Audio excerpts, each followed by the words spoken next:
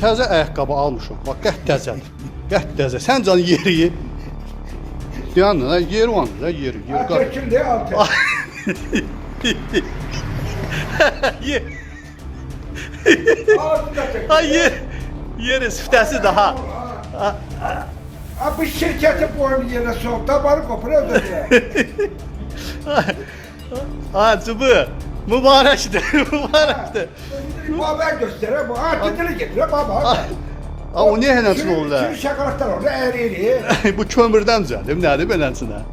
Ya ayağına bax, qabaq partladı ucu. Getdi. Kopar. Ha kapat da koptu ya. Ne oldu bu? O bir tane almış. Ha baba he. Ha titil. Ha bu ne de? Ha bu ne? Ayıbdır Allah haqqı. Ha, belə şey satıb cəmaata Allah deyin. Ha, vallahi ayıb. Ayıbdır tola. Vallahi qaldır ayağı altın qaldır. Ama bak ya böyle ayakkabı olur. Ha hiç gelmiyor be. Ha gelmiyor be böyle ayakkabı olur. Ha titili getir ya bak ha. Ha tomatıyla ter anlatırlar ya böylesine. Vallahi. Gel de ta. Ha Bax bunun altı tökülə gedir. Və sənə toya çağırsalar cıbı. Toya gedib çatına kimi bu ayaqqabı yoxa çıxacaq. Ayakkabı hiç gelmiyor be baba. Baba. Baba he baba he sen al baba. Ha böyle ayakkabı olur ha. Ama bak ha. Ha sen ölüm olsun sen şirket.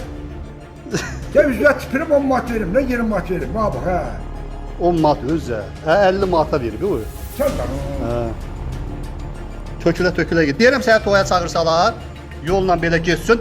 Şadlıq evinə çatanda ayaqqabı ayağında yoxa çıxacaq. Ay gelin yapsın. Marojna kimi əriyir. Ne koyarsan.